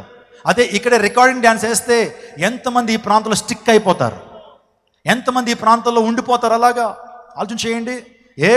మంచి మాటలు మనిషికి నచ్చట్లా, వెలుగు మనిషికి నచ్చట్లా, చీకటినే మనిషి ప్రేమిస్తాడు. ఎందుకు కారణం చెప్పనా? యుగ సంబంధమైన దేవత అవిశ్వాసం ఉన్న నేత్రాలకి గుడ్డితనము. ఈరోజు మనిషికి ఏం కావాలంటే చెడే కావాలి, మనిషికి చీకటే కావాలి, మనుషుడికి ఈ రోజున అశ్లీలమే కావాలా. అందుని బట్టే మనిషి జీవితంలో భయంకరమైన వేదన అని దేవుని లేఖనం చెప్తుంది. మీరు రోమపత్రిక 2వ అధ్యాయం జాగ్రత్తగా చదివితే అసలు మనిషి జీవితంలో ఎందుకు వేదన వస్తుంది, మనిషి జీవితంలో ఎందుకు కన్నీరంటే సత్యములకు లోబడక దుర్నీతికి లోబడేటువంటి వారికి వేదన, దుష్కార్యములు చేసేటువంటి వారికి వేదన, భేదములు పుట్టించేటువంటి వారికి వేదన అన్నాడు. అవును, ఈరోజు ఆసక్తి మారిపోతుందండి. క్రైస్తవులు కూడా ఆసక్తి ఉండట్లా. దేవుని కార్యాలంటే దేవుని సువార్త ప్రకటించే విషయంలో ఆసక్తి ఉండట్లా, దేవునికి ఇచ్చే విషయంలో ఆసక్తి ఉండట్లా. కాబట్టి ఈరోజు మీ జీవితాలు తిరిగి కట్టబడాలి అంటే నెహెమ్యా జీవితంలో 52 రోజుల్లో ఆ ప్రాకారం తిరిగి కట్టగలిగాడంటే అతడు ఆసక్తిని కనపరిచాడు. దేవుని కార్యాలందు ఆసక్తి, ప్రార్థన యందు ఆసక్తి, పట్టుదలతో ప్రార్థన చేశాడు. కాబట్టి మన జీవితంలో ఆసక్తి కలిగి జీవిద్దామా? దేవుని కార్యాలందు ఆసక్తి కలిగి జీవిస్తారా? ప్రార్థన యందు, వాక్యమందు, సహవాసమందు, రొట్టె విరుచుట యందు ఆసక్తి. దేవుని సన్నిధి అంటే పరుగులు తీసుకుంటూ వస్తున్నావా? దేవుని స్వార్థ ప్రకటించాలంటే పరుగులు తీసుకుంటూ వస్తున్నావా? నీ దేవుని సేవడికి నువ్వు చేదోడు వాదోడుగా ఉంటున్నావా? దేవుని పరిచర్లో ఆసక్తిని కనపరుస్తున్నావా? ఎవరైతే ఆసక్తిని కనపరుస్తారో వారి జీవితాల్లో దీవెన పొందుకుంటారు. నీ ఆసక్తిని బట్టే దేవుడు నీ జీవితంలో కార్యం జరిగిస్తాడు. స్తోత్రం చెప్పండి. నీ ఆసక్తిని బట్టే దేవుడు నీ జీవితంలో కార్యం జరిగిస్తాడు. ప్రభు కార్యాభివృద్ధినందు ఎల్లప్పటికీ ఆసక్తులుగా ఉండాలి. మూడోదిగా చెప్తున్నాను. మూడోదిగా నెహెమ్యా చేసిన 3వ కార్యం, 1 ప్రార్థన చేశాడు, 2 ఆసక్తిని కనపరిచాడు, 3గా పురుకొల్పాడు, సిద్ధపరిచాడు ప్రజల్ని. పురుకొల్పేటువంటి అనుభవం. నెహెమ్యా గ్రంథం 2వ అధ్యాయం 17 అంటాడు, కట్టుదము రండి. అందరి మాట చెప్పండి, కట్టుదము రండి. Let us build the walls of Jericho, let us build the walls of Jerusalem. యెరూషలేం యొక్క వాల్స్ మనం కడదాం అని చెప్పి అనేక మందిని బిల్డ్ చేద్దామని చెప్పాడు. ఈ రోజున నువ్వు దేవుని ఆత్మతో నింపబడినప్పుడు నువ్వు భారాన్ని కలిగి జీవిస్తావు. నా ప్రియ దేవుని, మీ దేవుని ఆత్మతో నింపబడినప్పుడు నువ్వు భారంతో మాట్లాడతావు, అనేక మంది పురుకొల్పుతావు, అనేక మంది సిద్ధపరుస్తావు, నువ్వు సిద్ధపడతావు, అనేక మంది ప్రజలు నువ్వు సిద్ధపరుస్తావు. యెహోషువ అంటున్నాడు, నేను నా ఇంటి వారు యెహోవాను సేవించుదాం. ఎవరు ఎలా ఉంటే నాకేంటి, నేను నా ఇంటి వారు యెహోవాను సేవించుదామని చెప్పి తన సిద్ధపడటం మాత్రమే కాకుండా తన కుటుంబాన్ని ఏం చేశాడు? సిద్ధపరిచాడు. నువ్వు కూడా పురుకొల్పాలి. దేవుని యొక్క రాజ్య విస్తరణలో నీవు కూడా నీ వంతు పాత్ర పోషించాలి. నువ్వు కూడా పురుకొల్పాలి, సిద్ధపరచాలి. ఎప్పుడు కూడా ఎక్కడ వేసిన గొంగళ్ళు అక్కడ ఉండిపోవడానికి కాదు, నువ్వు అనేక మంది ప్రోత్సహించే వ్యక్తిగా ఉన్నావా? ఒక వ్యక్తి సత్యానికి దూరంగా వెళ్ళిపోతున్నాడు, ఒక వ్యక్తి ప్రేమలో దిగజారిపోతున్నాడు, దేవుని మర్చిపోయి మరలా లోకంలో జారిపోతున్నప్పుడు అతని దగ్గరికి ఏం చేయాలా? పురుకొల్పాలి. దేవుడు నీతో మాట్లాడుతున్నాడు, మరలా మన సంఘానికి రాయ్యా, దేవుని వాక్యాన్ని వినని. సో ఆత్మలు ఎదుగుతున్నటువంటి వారు పురుకొల్పాలి, సిద్ధపరచాలి. నెహెమ్యా చేసింది అదే. అక్కడికి వెళ్ళేటప్పటికి ఏం కడతామయ్యా, ఈ ప్రాకారాలు కట్టడం అంత ఈజీయా, ఈ ప్రాకారాలు గుమ్మాలు నిలబెట్టడం అంత ఈజీ అని అనేక నిరాశగా మాట్లాడుతున్నా సరే కొంతమందిని పిలిచి let us build these walls, ఈ యొక్క ప్రాకారాలు ఏం చేద్దాం? కడదాం. యెరూషలేము పాడైపోవడం ఇష్టం అవ్వట్లేదు. ఎందుకో తెలుసా? యెరూషలేము అనే దేవుని పట్టణము. మన పూర్వీకులు ఎంతోమంది, దావీదు కూడా ఈ ప్రాంతాన్ని పరిపాలన చేశాడు. ఇక్కడ దావీదు సింహాసనం అనేది ఏర్పాటు చేయబడింది. అనేక మంది, అబ్రహాము సైతం తన కుమారుడైనటువంటి ఇస్సాకును బలిచ్చిన ప్రాంతం ఇదే. ఆ మోరియా పర్వతమే యెరూషలేము. అయితే పాత నిబంధనలో చాలా చాలా చరిత్ర యెరూషలేముకు ఉందయ్యా. దావీదే ఈ యెరూషలేముని రాజధానిగా ప్రకటించుకుని రాజ్యాన్ని పరిపాలన చేశాడు 40 సంవత్సరాలు. సొలొమోను 40 సంవత్సరాలు ఇక్కడే పరిపాలన చేశాడు. ఇలాంటి పట్టణం పాడవడానికి వీల్లేదు, ఇలాంటి పట్టణం ప్రాకారాలు కూలిపోవడానికి వీల్లేదు, మరలా తిరిగి కడదాం అని చెప్పి అందరినీ ప్రోత్సహించాడు. ఇలాంటి వార్త సభలు ఎందుకు తెలుసా? ప్రోత్సహించబడ్డానికి, ఆత్మలో దిగజారి నీవు మరలా పురుకొల్పడ్డానికి, దేవుని స్వాత ద్వారా మరలా దేవుని దగ్గరికి రావడానికి, మరలా సమీకరించబడ్డానికి. ఎక్కడైతే నువ్వు పాపంలో లొంగిపోయి పాపంలో దిగజారిపోయావో ఇలాంటి సభలు, ప్రోత్సహించేటువంటి సభలు మరలా నువ్వేం చేయబడతాయి? ఈ సభల ద్వారా అనేక మంది తిరిగి రక్షణానందాన్ని కోల్పోయినటువంటి వారు మరలా తిరిగి రక్షణానందాన్ని పొందుకుంటారు. ఒకవేళ ప్రేమలో, ఒకవేళ కృపలో, ఒకవేళ ధ్యానంలో కనుక నువ్వు తగ్గినటువంటి వ్యక్తి అయితే మరలా నువ్వు తిరిగి పురుకొల్పబడాలి. నువ్వు ఆత్మలో ఉజ్జీవం పడాలి. ఎక్కడైతే పడిపోయావో మరలా అదే ప్రాంతంలో తిరిగి లేపబడాలి. దేవుడు అదే కోరుతున్నాడు. ఎక్కడ పడిపోయావో, ఎక్కడ శోధనలో పడ్డావో మరలా ఆ ప్రాంతం తిరిగి లేవాలి. అలా లేపబడకపోతే నీ జీవితంలో ప్రమాదం. నయోమి తన జీవితంలో ఏమండి ఆ యొక్క బెత్లెహేము గృహాన్ని విడిచిపెట్టి, బెత్లెహేమును విడిచి ఎక్కడికి వెళ్ళింది? మోయాబుకి వెళ్ళింది. మోయాబు అనేటువంటిది ఎంతో శాపగ్రస్తమైన ప్రాంతం, పాపంతో నింపబడిన ప్రాంతము. మోయాబు దేశంలో దేవుని ప్రజలు ఉండరు.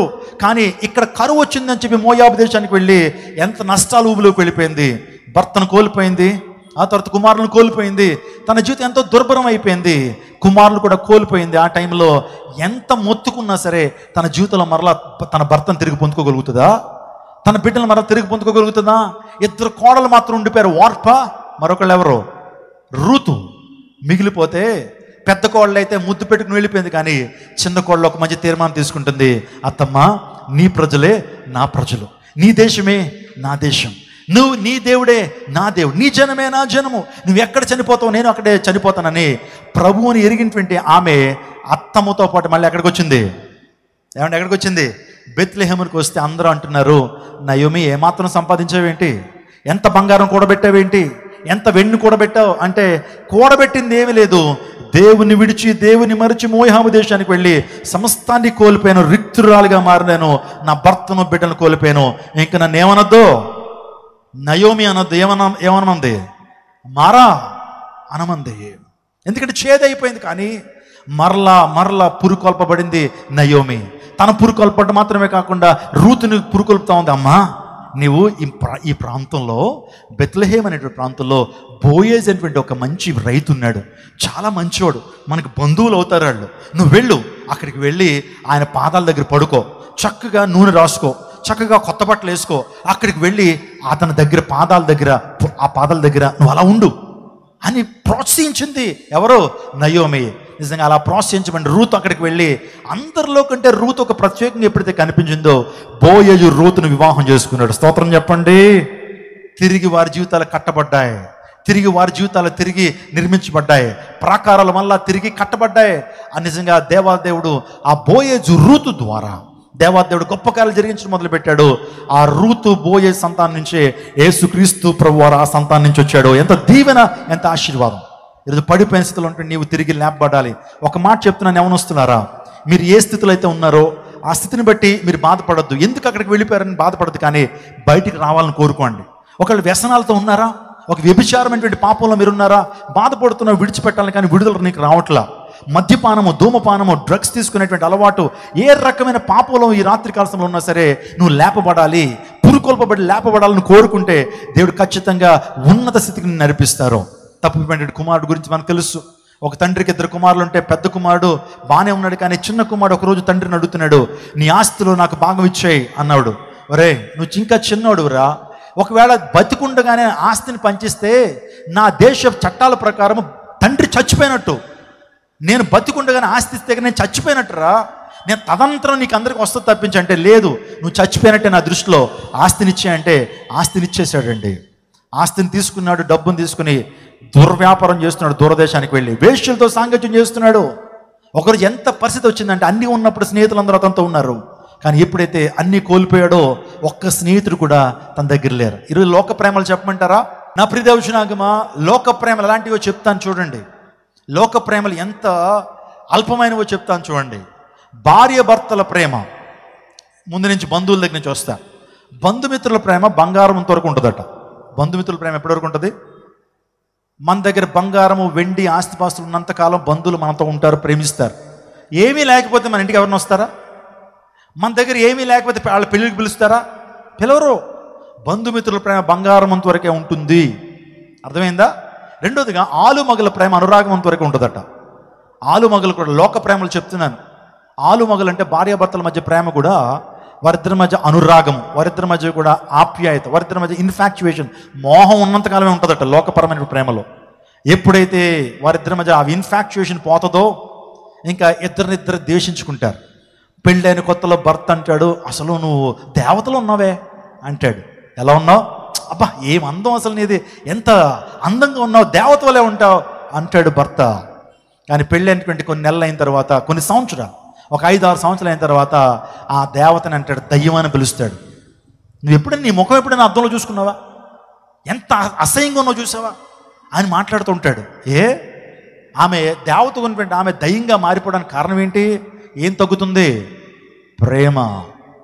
నిజంగా భార్యకి పెళ్ళైన కొత్తలో ఒక చిన్న తలనొప్పి వస్తే చాలు విలవల్లాడిపోతాడు రాత్రి అంతా భర్త. ఏమైంది తలనొప్పి అండి అని చెప్పి బయటికి వెళ్ళిపోయి అన్ని మెడికల్ షాప్లోకి వెళ్ళి ట్యాబ్లెట్లు తీసుకొస్తాడు. ఒకవేళ కనుక గుంటూరులో దొరకపోతే పాత గుంటూరులో కొత్త గుంటూరు వెళ్ళి అర్ధరాత్రి అయినా సరే మాత్ర తీసుకొస్తాడు. ఎప్పుడు? పెళ్ళైన కొత్తలో. కానీ పెళ్ళైనటువంటి కొన్ని సంవత్సరాల తర్వాత భర్త అంటది అర్ధరాత్రి వేళ, ఏమంటే కడుపు నొప్పి వచ్చేస్తుందంటే తాళలేకపోతున్నాను, పడుకో తగ్గిపోద్ది అంటాడు. మరలా ఒక 5 నిమిషాల తర్వాత ఏమంటే తట్టుకోలేకపోతున్నానంటే అంటది, పడుకో తగ్గిపోద్ది, ఉదయం చూసుకుందాం అంటాడు. ఇంకా భార్య లేచి తట్టుకోలేకపోతున్న టైంలో సీరియస్ అయిపోయి, అయినా పెళ్ళికి ముందు ఎందుకు చెప్పలేదు నీకు ఇన్ని నొప్పులు ఉన్నాయని? పెళ్ళి అయిన తర్వాత ఇన్ని నొప్పులు చెప్తున్నావు, రేపొద్దునే పెట్టి పేడ సర్దుకుని మీ అమ్మగారి ఇంటికి వెళ్ళిపోయి అన్ని నొప్పులు తగ్గించుకుంటారా, నన్ను ఇప్పుడు విసిగించొద్దు అని అర్ధరాత్రి వేళ కనీసం ఆదరణ లేకుండా మాట్లాడతాడు భర్త. పెళ్ళైన కొత్తలో వేరేలా ఉంటుంది. ఏమైంది ఇద్దరి మధ్య? పెళ్ళైన కొత్తలో ప్రేమించుకుంటున్నారు, నువ్వు లేకపోతే నేను లేనంటది భార్య, నువ్వు లేకపోతే నేను కూడా లేనంటాడు భర్త. పెళ్ళైన కొత్తలో కొన్ని 5-6 సంవత్సరాల తర్వాత ఈ ఇంట్లో నువ్వన్నా ఉండాలి, నేనన్నా ఉండాలంటారు. ముందేంటి? నువ్వు లేకపోతే నేను లేను, నేను లేకపోతే నువ్వు లేవు అని మాట్లాడుకుంటారు. ప్రేమ తరిగిపోతుంది. కొన్ని సంవత్సరాలు ఇద్దరు బద్ధశత్రులుగా మారి ఇండియా పాకిస్తాన్ ఆ పరిస్థితి వచ్చేస్తుంది. ఎంత క్రోధం అంటే చంపేయాలనిపిస్తుంది అంటాడు. చూడండి, భార్యాభర్తల ప్రేమ అలాంటిదే. అదే తల్లిదండ్రుల ప్రేమ గురించి ఆ కవీశ్వరుడు మాట్లాడతాడు. తల్లిదండ్రులు కూడా మన మీద ప్రేమ చూపిస్తారు, కానీ వారి జన్మంత వరకే ప్రేమ చూపిస్తారు. వారు బ్రతుకున్నంత కాలమే మనకు ప్రేమను చూపిస్తారు. కానీ ఈ లోకంలో ఒక దైవిక ప్రేమ ఉంది, అది శాశ్వతమైన ప్రేమ. నీ నుంచి ఏది బదులాశించిన ప్రేమ, అది నీ నుంచి ఏమి కోరుకోదు ఆ ప్రేమ.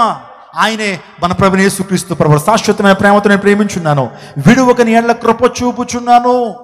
బదులాశించని ప్రేమ. నువ్వు ఎంత చెడ్డ వ్యక్తివైనా సరే నేను ప్రేమించేటువంటి ప్రేమ, ఎంత ఘోర పాపివైనా సరే నేను ప్రేమించేటువంటి యేసయ్య ప్రేమ.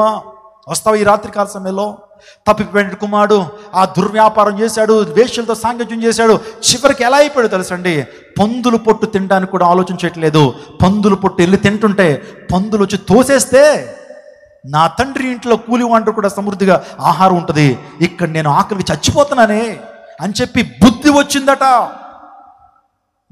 మీరు జాగ్రత్తగా లూకాసు వార్త జాగ్రత్తగా చదివితే, అయితే వాడికి బుద్ధి వచ్చినప్పుడు, ఈ మాట అన్నాను నాతో, అయితే వాడికి బుద్ధి వచ్చినప్పుడు, when he came in to senses, అయితే వాడికి బుద్ధి వచ్చినప్పుడు అనే మాట. ఒక మాట చెప్తున్నాను ప్రియ యవన తమ్ముడు, యవన చెల్లి, ఒకరోజు కాకపోయినా ఒకరోజుగా నీకు బుద్ధి రావాలి. ఎంతకాలం బుద్ధి లేకుండా పాపంలో అలా జీవిస్తావు, పాపంలో అలా బ్రతుకుతావు, ఈ పాపము నీ జీవితాన్ని పతనం చేస్తుందని తెలిసినా సరే, ఈ మద్యపానము, ఈ ధూమపానము, ఈ డ్రగ్స్, ఈ వ్యభిచారము, ఇవన్నీ కూడా నీ జీవితాన్ని పాడు చేస్తానని తెలిసినా సరే బుద్ధి రావద్దని నీకు ఒకరోజు కాకపోయినా మరొక రోజున. ఈరోజు బుద్ధి రావటమే మారు మనసు అన్నారు. ఈ రాత్రి కాలంలో నీకు బుద్ధి రావాలి. ఇప్పుడైనా సరే, when he came in to senses, వెంటనే ఇక్కడ ఉండటానికి వీల్లేదు, ఈ దుర్భరమైన జీవితాన్ని దీవించడానికి వీల్లేదని చెప్పి తండ్రి ఇంటికి పరిగెత్తుకుని వెళ్ళాడు. ఎవరు? దీన్నే మారు మనసు అన్నారు. దీన్నే రక్షణ పొందడం అన్నారు. నీకున్న స్థితిని బట్టి నువ్వు పశ్చాత్తాపడాలి. నువ్వున్న పాపంలో నువ్వు పశ్చాత్తాపడి నువ్వు దేవునికి నీ జీవితాన్ని సమర్పించి నిజంగా యేసు రక్తంలోని ప్రతి పాపాన్ని కడుకుని మారు మనసు పొందాలి. అలా పొందినప్పుడే నీకు నిత్య జీవము. నికోదేముని ధర్మశాస్త్ర ఉపదేశకుడు ప్రభు దగ్గరికి వెళ్ళి అంటున్నాడు, ఓ రబ్బీ, రబ్బీ అంటే బోధకుడా, నిత్య జీవాన్ని పొందుకోవడానికి ఏం చేయాలని అడిగాడు. What shall I do in order to enter into the Kingdom of God? దేవుని రాజ్యానికి వెళ్ళాలంటే ఏం చేయాలి? దేవుని సముఖానికి వెళ్ళాలంటే మరణం తర్వాత ఒక జీవితం ఉంది కదా, ఆ వైకుంఠానికి వెళ్ళాలంటే ఏం చేయాలని యేసు ప్రభుని అడిగాడు ధర్మశాస్త్ర ఉపదేశకుడు నికోదేము. అడిగినప్పుడు ప్రభువారు చెప్పారు, ఒక వ్యక్తి కొత్తగా జన్మించితేనే కానీ దేవుని రాజ్యానికి చేరలేడు. నువ్వు ఒక మంచి పాటగాడివి కావచ్చు, లేకపోతే మంచి ఆటగాడివి కావచ్చు, లేకపోతే చాలా ధనము కలిగినటువంటి వ్యక్తిగానే ఉండొచ్చు, లేకపోతే నువ్వు ఒక మంచి మ్యూజిషియన్ కావచ్చు, లేకపోతే నువ్వు ఒక పాస్టర్ కావచ్చు, పాస్టర్ గారు అబ్బాయి కావచ్చు, డాక్టర్ కావచ్చు, యాక్టర్ కావచ్చు. దేవుని లేఖనం చెప్తుంది, నూతన జన్మ అనుభవం పొందినటువంటి వాడు పరలోక రాజ్యానికి చేరతాడు. ఒకవేళ నీకు మారు మనసు లేకపోతే, నువ్వు పాపక్షమాపణ పొందకపోతే, మారు మనసు పొందకపోతే నువ్వు దేవుని రాజ్యానికి చేరలేవు. ఒకళ్ళు పాస్టర్ అయినా సరే, ప్రసంగాలు దండిగా చేస్తున్నా సరే, ప్రసంగాలు అతరగొడుతున్నా సరే, ఆ వ్యక్తికి గనక మారు మనసు లేకపోతే, పాపక్షమాపణ లేకపోతే ఆ వ్యక్తి దేవుని రాజ్యానికి వెళ్ళారు. ఎంతమంది క్రైస్తవులకు నిజమైన మారు మనసు ఉంది రోజు? ఎంతమంది నిజంగా మారు మనసు పొందిన వారు ఉన్నారు? మిమ్మల్ని బట్టే కదా నా నామం అన్ని జన్మలు దూషణ పాలు అవుతుంది అన్నాడు. మేము క్రైస్తవులని చెప్పుకుంటారు కానీ నిజంగా క్రీస్తుల బ్రతకనటువంటి వ్యక్తులు. మిమ్మల్ని బట్టే కదా నా నామం అన్ని జన్మల దూషణ పాలు అవుతుంది అన్నాడు. నువ్వు మారు మనసు పొందావా? రక్షణ పొందావా? ఓ యెరూషలేమా, నువ్వు రక్షింపబడినట్లు నీలో చెడుతనాన్ని కడిగేసుకున్నావా? ఈ రాత్రి క్రితం కడిగేసుకున్నావా నీ చెడుతనాన్ని? నీలో ఉన్నటువంటి నీ హృదయంలో చెడుతనాన్ని కడిగేసుకున్నావా? ఆలోచన చేయండి. ఈరోజు మనందరం స్నానం చేస్తాం దేనికి? మన శరీరం మీద దుమ్ము, మట్టి, చెడుతనం పోవాలని, చెడంతా పోవాలని. ఆలోచన చేయండి. ఈరోజు మన హృదయంలో ఉన్నటువంటి ఆ పాపము. ఉదయాన్నే లేచి మనిషి బాధపడుతున్నాడు, దేవుణ్ణి అడుగుతున్నాడు, పాపోహం పాపకర్మ పాపాత్మ పాప సంభవామి త్రాహిమాం యుగే యుగే అన్యదా శరణం నాస్తి తుమాయం శరణం మమ ఓం శాంతి శాంతి శాంతి అని సంధ్యావందనం చెప్తూ ఉదయాన్నే లేచి సూర్యుని వైపు తల్లపైకెత్తి ఈ ప్రార్థన చేస్తారు. నా తల్లి పూర్వీకులు ప్రతిరోజు ప్రార్థన చేసేవారు. అందరు బట్టి నేను చెప్తున్నంత ధైర్యంగా, పాపోహం పాపకర్మ అంటే పాపోహం అంటే పాపంలో పుట్టాను, పాపకర్మ కర్మలంటే క్రియలు, మన చేతలు, మన చూపులు, మన నడకలు పడకలు పాపంతో ఉన్నాయి. మన కర్మలు పాపము. పాపాత్మ పాప సంభవామి త్రాహిమాం, నన్ను క్షమించయ్యా. శరణాగత వస్తుల అన్యదా శరణాస్తి అంటే నువ్వు తప్ప నాకు దిక్కులేరయ్యా, ఈ పాపం నుంచి నాకు విడుదల ప్రసాదించు అని భగవంతుని కోరుకుంటుంటే, నీ హృదయంలో ఉన్నటువంటి ఆ పాపాన్ని కడిగివేసేటువంటి సాధనం ఏంటి? నీ హృదయంలో ఉండే పాపాన్ని కడిగే సాధనం ఏంటో తెలుసా? క్రీస్తు రక్తం మాత్రమే ప్రతి పాపాన్ని కడగలిగింది. స్తోత్రం చెప్పండి. వర్షం పడినప్పుడు మన కాళ్ళకి బురద అంటుకుంటుంది, ఆ బురద నీళ్ళతో కడుక్కుంటాం. అదే కాళ్ళకి పెయింట్ అంటుకుంటే నీళ్లు సరిపోదు, పెయింట్తో కడగాలి. పెయింట్ దేంతో కడగాలి? కిరసనాలతో కడగాలి. అదే మనిషి దానికి పాపం అంటుకుంది, పాపలను రక్తంతో కడగాలి. ఆ పాపలను రక్తం యేసుక్రీస్తు ప్రభువారు ఆ రక్తంలోని ప్రతి పాపాన్ని కడుక్కోగలిగితే నిత్య జీవాన్ని, ఆనందాన్ని పొందుకోగలుగుతావు.